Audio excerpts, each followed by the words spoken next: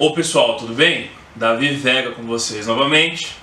Hoje, recomendando mais um livro que é de um autor, se não o autor que eu mais gosto, né, que eu mais me identifico, o grande Ortega y Gasset, maior filósofo espanhol, assim, não querendo ser clichê, mas na minha opinião, né? Claro que a gente tinha o Sêneca no passado, né, dos grandes históricos, tutor de Nero, mas pelo menos da idade contemporânea, da parte mais moderna, eu considero o Ortega y Gasset o maior. Ramiro Ledesma foi seu discípulo, embora divergissem de ideias.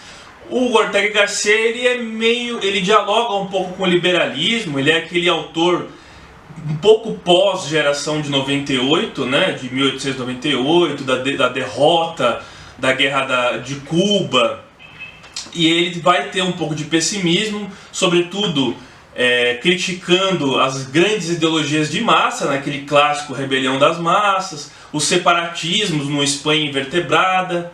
Mas hoje eu quero falar de um livro dele. Eu tenho um outro vídeo que eu gravei em espanhol, falando mais sobre as obras do Ortega y Gasset e do Unamuno, que são dois autores que eu gosto muito.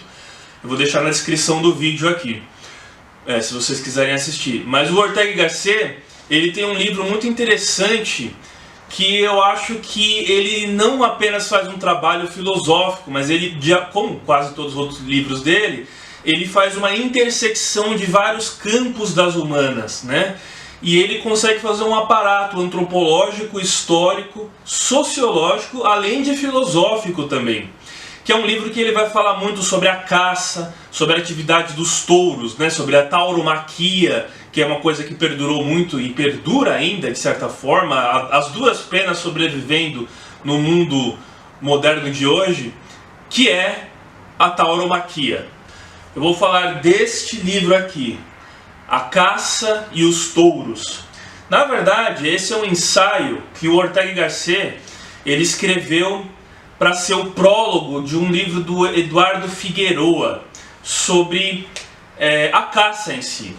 Havia um personagem muito famoso na Espanha daqueles anos, principalmente nos anos 20, 30, ele até perdurou assim mais na época franquista, que era o Conde Güemes, né? Que eles falam muito Conde Güemes. E esse conde, ele era fissurado pela caça, né?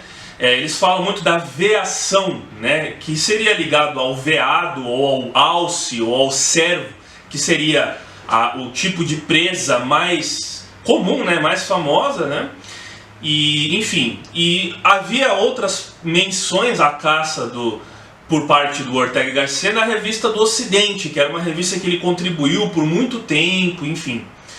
E por que eu estou fazendo esse vídeo, né? Não estou querendo parecer ser polêmico nem nada, mas eu gosto muito da história dos caçadores-coletores. Se tem uma área da ciência que eu venho cada vez mais me interessando, é tentar estudar a pré-história, porque a pré-história ela foi o período de maior extensão, né? A história em si, quando ela começa pelo advindo da escrita, ela tem pouco mais de 5.000 anos, vamos dizer assim, né? Com a escrita cuneiforme, lá encontrada na Mesopotâmia e tudo mais. Mas se você for ver, até um pouco antes disso, no Neolítico, quando o homem se torna sedentário, é o período mais curto da história, embora seja o período mais falado e que se tem mais registro. Mas a pré-história, ela tem um enigma muito grande ainda que paira sobre nós, né? E nós carregamos, por conta de termos tido a maior parte do tempo vivendo nas savanas durante as grandes caças, nós carregamos muito ainda daquele homem caçador-coletor, né? E, enfim, não vou falar da evolução, do Australopithecus, do Ramapithecus, enfim, não vou falar dos diferentes hominídeos que foram evoluindo até desaguar no Homo sapiens sapiens. O que eu quero dizer é justamente, seja no Homo habilis, quando ele começa a desenvolver as primeiras ferramentas, ou seja até posteriormente, né? Quando já manuseando o fogo, né, dominando o fogo e manuseando instrumentos, nós conseguimos criar pontas da pedra lascada para poder desenvolver instrumentos de caça, e posteriormente, com a idade dos metais, a gente conseguiu desenvolver instrumentos cortantes de metais, que possibilitou justamente e revolucionou a forma com que nós caçamos, né? Caçávamos, aliás, né? E o curioso é que nesse livro ele fala, inclusive, ele medita sobre essa atividade, e ele fala que essa atividade ela sempre esteve ligada a uma aristocracia, talvez desde os tempos mais antigos, né? E uma das causas da Revolução Francesa, né? Assim como a gente tem, por exemplo, a base da pirâmide tentando reproduzir hábitos do topo da pirâmide, com aquela ideia até marxista, né, marxiana, que a superestrutura é reproduzida pela estrutura, né, ou pela baixa estrutura. As atividades de esporte da aristocracia, da classe alta, ela era reproduzida, claro que não da mesma forma, ou com o mesmo tempo de dedicação, né, que, enfim, que a base da pirâmide tinha por conta de suas obrigações e da exploração e tudo mais. E o que acontecia? A caça era uma das coisas que era nacional, por exemplo, nos países, nos estados europeus, inclusive em outros países também. E uma das causas da Revolução Francesa, claro que teve a fome, teve a questão daquele inverno rigoroso, e enfim, da aristocracia corrupta de Versalhes, mas uma das causas foi que se proibiu o povo de caçar, e isso foi uma coisa terrível. Eu comparo a caça nessa época o que seria mais ou menos o jogo hoje, né? Muitas pessoas viciadas na jogatina, né? Se você proíbe, talvez isso pode gerar até uma convulsão social por aqueles que, ou você remover totalmente de uma forma abrupta as drogas, né? Pessoas que estão viciadas, isso pode gerar uma convulsão social, porque é uma coisa que, se for combatida, tem que ser gradual e lenta, né? Enfim, não quero entrar nesse mérito. Mas a caça, como esporte ou como hábito, ela era também uma espécie de vício, né? E ele fala, por exemplo, que nós sempre fomos desiguais, né? No passado, não necessariamente era aquele que abatia a caça que era o líder da matilha, mas aquele que sabia observar melhor. E eu lembrei muito da questão da pagelança, do pajé. O pajé, nas nossas sociedades indígenas, ele não era necessariamente um místico, uma pessoa que tinha superpoderes. Ele era simplesmente aquele que sabia ler a natureza. A dança da chuva, ele organizava quando ele sabia que ia chover. Então ele tinha a capacidade de ler o clima, e com isso ele, de uma forma metafórica, ele criava ritos para que aquelas pessoas fizessem esses ritos crendo que era uma coisa sobrenatural, mas na verdade era simplesmente um cientista, né? Uma pessoa que sabia ler a natureza, que estava criando simbologia e com isso mantendo coesas grandes populações ou tribos. Nações também. O que eu não quero dizer aqui é que todos que faziam isso talvez fosse de uma forma pensada ou fazia de propósito para dominar os outros. Não, às vezes isso era até de uma forma inconsciente. Às vezes o sujeito acreditava nos seus próprios poderes inexistentes, é claro, mas ele era um observador. Nas sociedades totem e tabu, ou dos caçadores-coletores, aquele que dominava o grupo era aquele que sabia encontrar a caça, e não necessariamente abatê-la. Então a gente percebe que já tinha uma hierarquia, e já tinha uma divisão de tarefas, já tinha uma divisão de funções. Hoje não tem a divisão do trabalho. O que marca as sociedades contemporâneas ou complexas é justamente a divisão do trabalho. E naquela época você tinha uma divisão. Então era aquele que sabia ler o terreno para encontrar a caça e indicar para aquele que ia abater a caça, né? É claro que existiam indivíduos excepcionais, que eram aqueles que tanto sabiam ler o terreno, quanto também a habilidade de abater a caça. Esses sim eram os líderes mais, vamos dizer assim, que seriam os líderes mais carismáticos hoje. Seriam aqueles tipos de liderança que não ficam atrás de uma mesa, burocratas, né? corruptas, ou seja lá o que for, de gabinete. Eram aquelas lideranças que estão no meio do povo. Eram aquelas lideranças que sabem dialogar tanto com a parte burocrática, a parte estratégica, quanto também com a parte de execução. Pega numa empresa, por exemplo, quando você tem um chefe, um gerente, que ele sabe tanto daquele mundo ao qual você pertence, sendo um operário, ou um simples executor, um simples funcionário, quanto também de saber dialogar com o presidente da empresa. Esse é um tipo de liderança muito rara, né? Porque geralmente você tem sempre uma radicalização, ou o sujeito entende muito a teoria e os processos, ou o sujeito entende muito a execução, mas também não entende a parte estratégica, a parte de inteligência, né? Outra coisa interessante desse livro, ele fala da relação do homem com o cachorro, né? Como que o cachorro foi importante para essa atividade, né? Bem como o cavalo depois. Mas ele chama a atenção de que o cachorro ele não foi necessariamente domesticado por uma imposição do homem, né? Basicamente foi uma domesticação voluntária. Muitos deles, possivelmente, foram os lobos ou os cães que se aproximaram do homem e assim domesticando, do que o homem correndo atrás dos cães. Tem aquela coisa um pouco... Eu não gosto dessa hierarquização só porque nós somos o topo da cadeia alimentar, nós somos, e dotados de uma razão mais aflorada, nós somos os detentores, dominadores de tudo. Eu não vou por isso. Eu acho que a gente não tem muita diferença de um cachorro, de um cavalo, de um gato, não. Enfim, até geneticamente nossa diferença é muito pífia, né? Mas enfim, o homem sempre teve essa questão de sedução, né? Que os outros animais... Eu vejo, por exemplo, eu tenho um gato aqui em casa, eu vejo quando eu estou fazendo alguma coisa e tal, a atenção que ele olha, a forma com que ele fica às vezes até assustado por alguma coisa. A nossa inteligência ela é capaz de atrair até o selvagem, né? E o selvagem se voluntaria para submissão, né, a nós, assim, no topo da cadeia alimentar, né? Enfim, ele fala inclusive também uma coisa curiosa, que os cães, o ladrar dos cães, o latido dos cães, é uma coisa que foi desenvolvida basicamente com a domesticação. Os selvagens apenas uivam, eles não latem. Então o latido ele foi desenvolvido entre os canes domésticos, né, que foram adestrados, vamos dizer assim.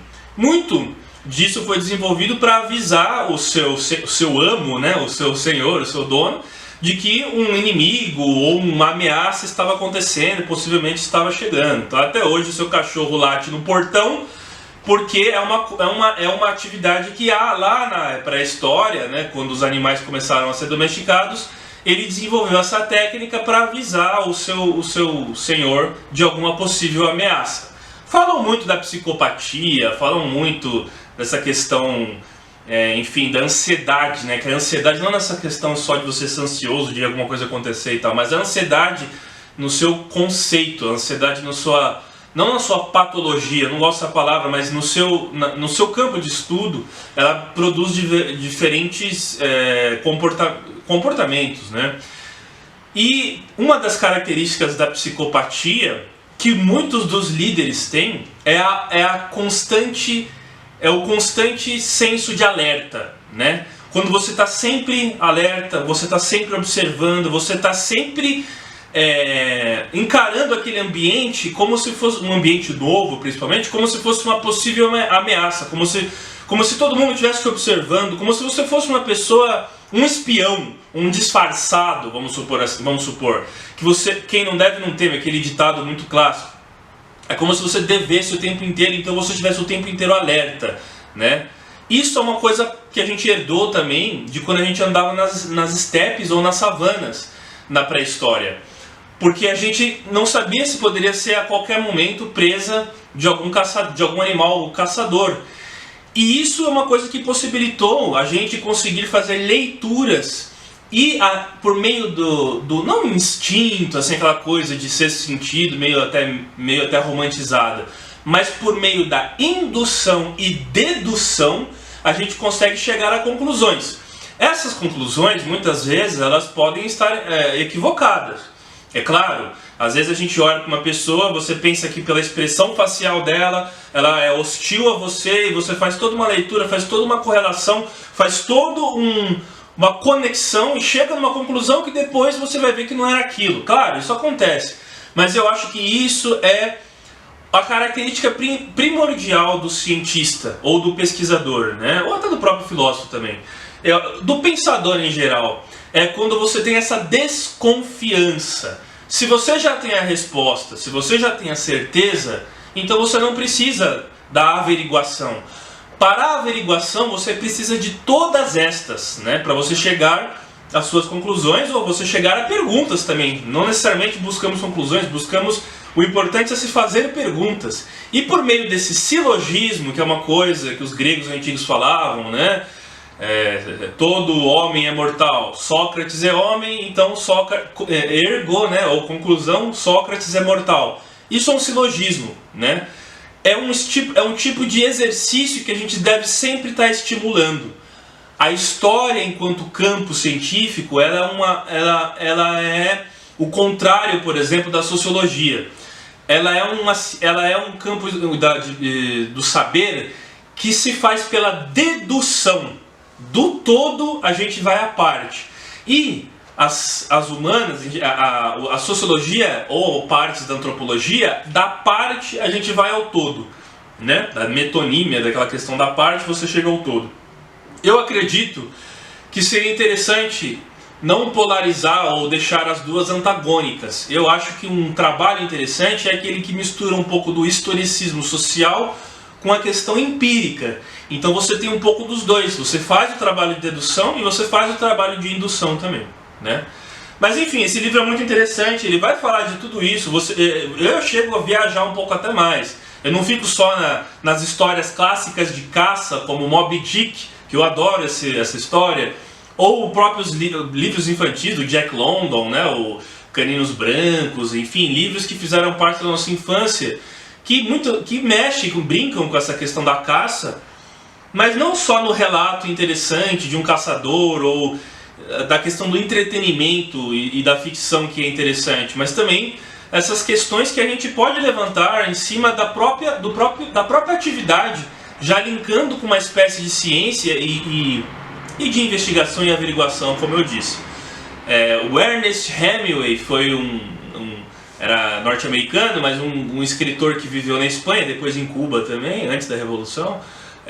Ele era amante de caça, né? E também das touradas, porque nesse livro ele fala da tauromaquia também. Lutou na Guerra Civil Espanhola, escreveu Por que Isso Nos Dobra, e ele sempre escreveu sobre a caça na sua literatura, né? E, enfim, se suicidou, inclusive levando à boca uma espingarda de caça e disparando, né? Enfim, num momento de depressão.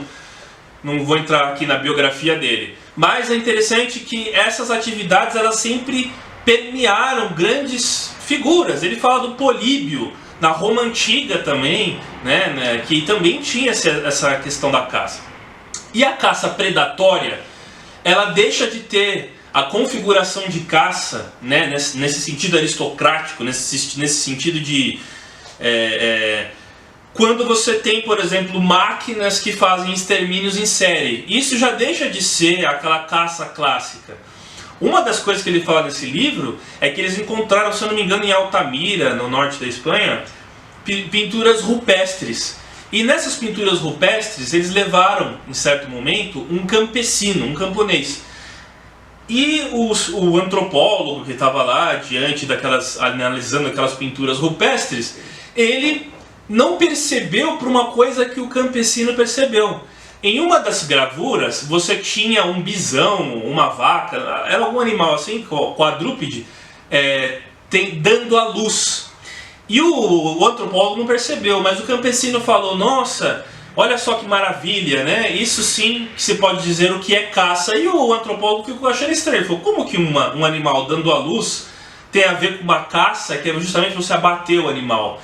E o campesino, para você ver como a sabedoria popular é muito maior do que a acadêmica, o campesino falou para ele: o princípio da caça também é da reprodução, porque se você não tem a reprodução, se você não tem novos animais nascendo para serem abatidos depois, ela acaba por se extinguir e a atividade não é mais capaz de existir.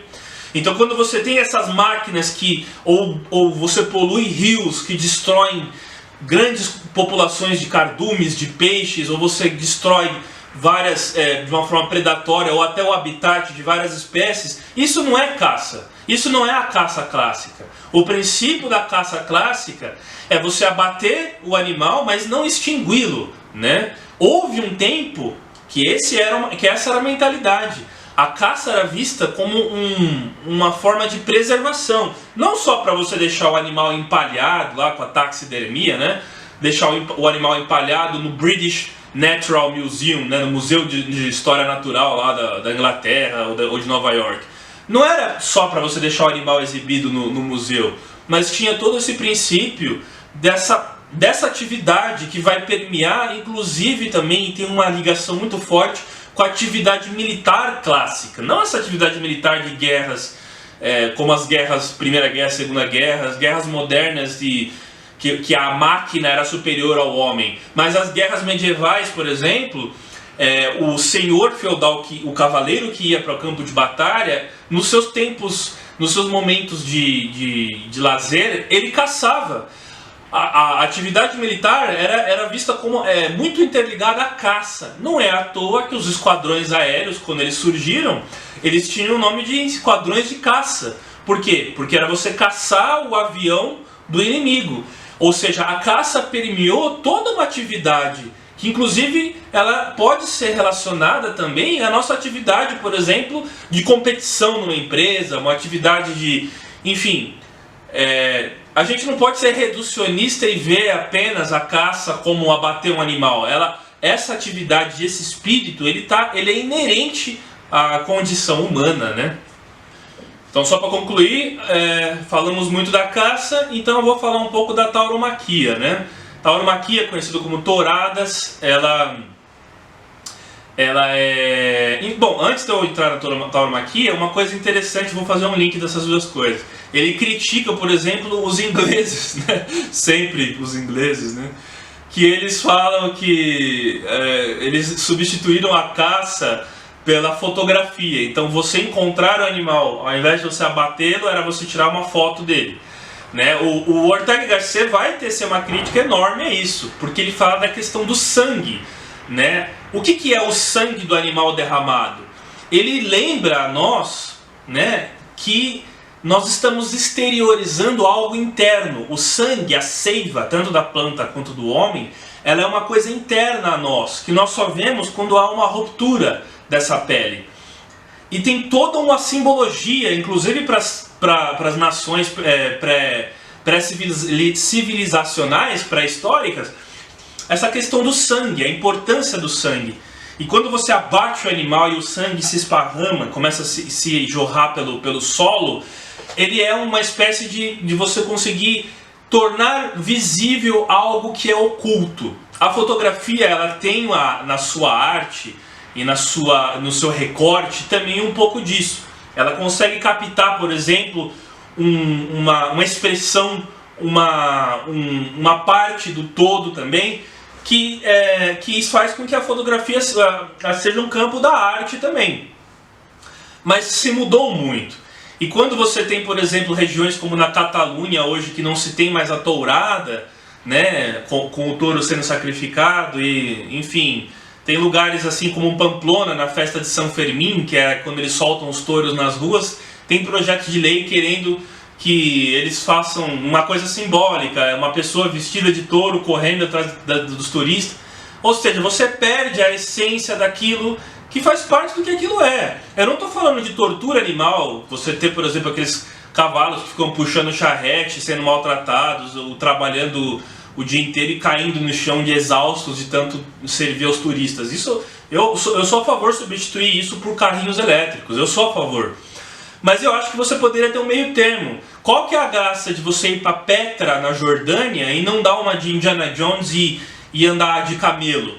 Aí eles tiraram os camelos e colocaram carros elétricos. Beleza, isso é uma coisa que está preservando o animal. Mas eu acho que a graça mesmo é você incorporar naquele momento o local, né? O locus, você andar de camelo. Você foi para o Oriente, você quer andar de camelo.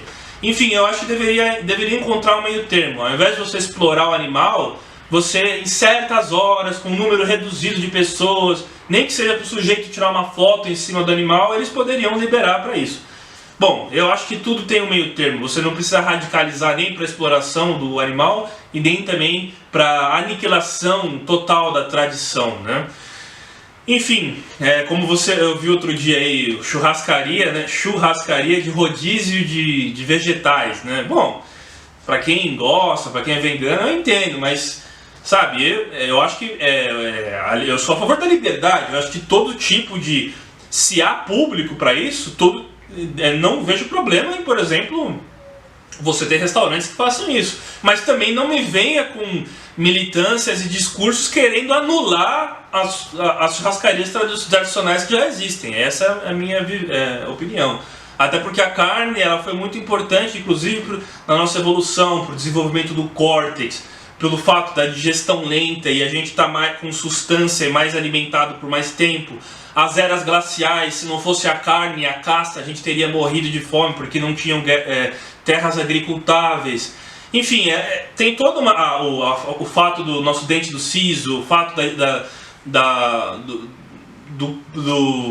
do apêndice, né, que também era para digerir alimentos crus, né, vegetais crus, enfim, tudo isso fez parte de nós, né? Não vejo problema se o indivíduo opta por não comer carne, eu não vejo problema, mas eu também vejo um problema tanto quanto os que defendem a carne como alimento, quanto os que são contra querem impor aquilo para todo mundo. Aí eu acho que isso já se torna um problema, né?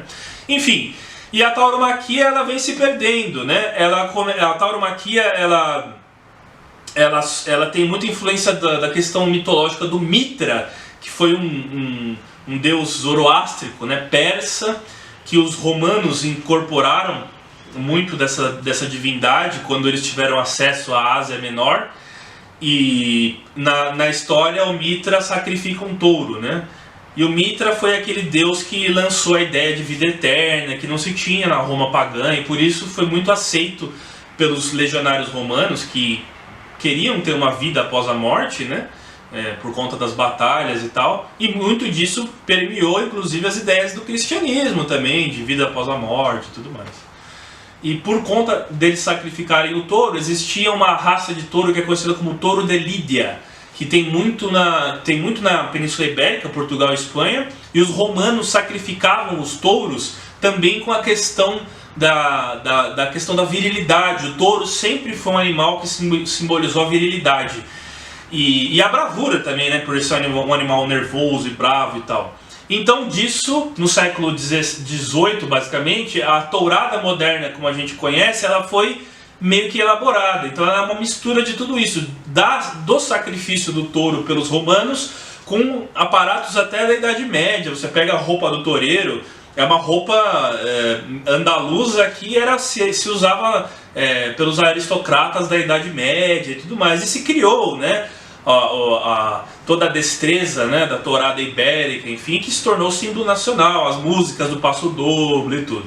Geralmente eles chamam de Las Corridas de Touros, são 6 touros, né, são toreados 6 touros, e uma das figuras que mais representaram o folclore espanhol, né, e falando sobre isso, ibérico como um todo, não só da Espanha, foi o García Lorca, né, que infelizmente foi assassinado durante a Guerra Civil e tal, e tem aquelas clássicas dele, né, o Café de Chinitas, Bodas de Sangre, que ele fala inclusive de um personagem que é um personagem folclórico, né, da Ibéria, que é o Paquiro, né.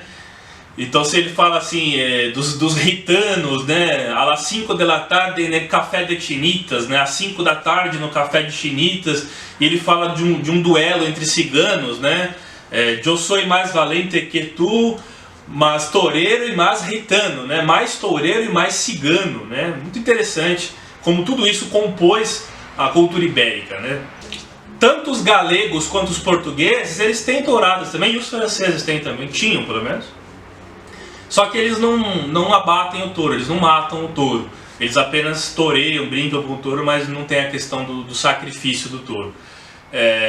Tem uma festividade, inclusive na Galícia, que eles pegam o touro na unha, pegam o touro pelos chifres e derrubam ele, né? Então, tipo, é a luta do homem com a besta mesmo, né? Com o animal mesmo, né?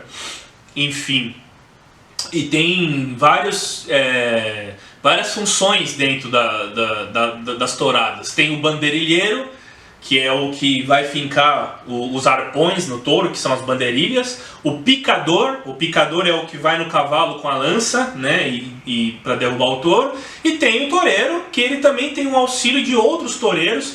Quando o touro está mais assim nervoso, vem mais toureiros e todos eles ficam enganando ele com a muleta, que é aquele pano, né, para que ele vá para direções opostas, né. Tem o ritual de se enfiar a espada no final, e quando o sangue cai da boca do touro na arena, inclusive o Ortega y Gasset fala dessa seiva, fala dessa questão, ele faz uma analogia disso também com o sangue do animal abatido na caça, mas esse sangue, ele não é só a gente ver isso com uma forma reducionista, como apenas uma brutalidade animal.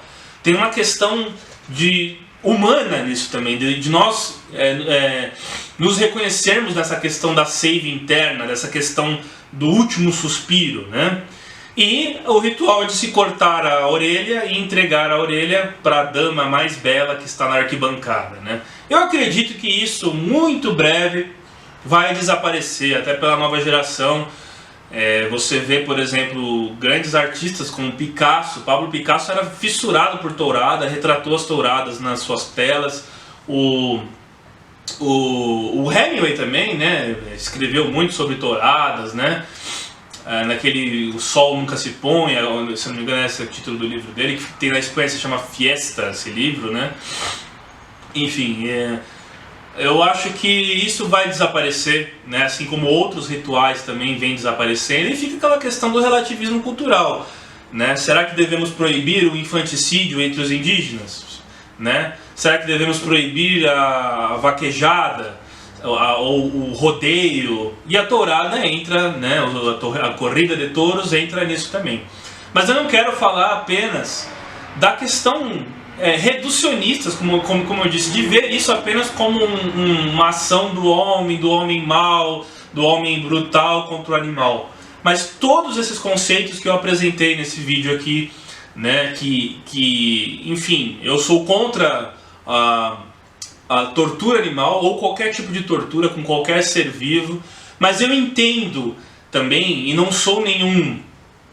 vou olhar a partir da minha lente, não vou significar o mundo a partir da minha moralidade ou da minha realidade, que é o que mais vem se fazendo hoje em dia, passando por cima do relativismo cultural também, quando eu vejo, por exemplo, manifestações assim. Os homens leopardo, que é um grupo de guerreiros da África, eles têm luta entre eles, inclusive onde um sai, o perdedor morre. Então, ou sacrifícios que existiam entre os indígenas, a antropofagia também. Bom, tem cada coisa que a gente sabe que o ser humano já fez, né, e que não existe mais. Algumas, felizmente, não existe mais, ou outra, como a antropofagia. Imagina se a antropofagia fosse algo legalizado, você criar pessoas em cativeiro para abatê-las hoje e servi-las numa churrascaria, sabe? É uma coisa impensável, né? Talvez a tourada e a caça, como hoje já é, mas num futuro até mais próximo, ele seja uma coisa impensável também, e as próximas gerações se perguntem, nossa, como que eles podiam fazer isso, né? E talvez os ingleses venceram mais uma vez nessa questão, né? Talvez, ao invés da gente empunhar rifles para derrubar ou abater um animal, a gente vai cada vez mais levar câmeras fotográficas, assim como nós fazemos hoje em um zoológico com os nossos celulares.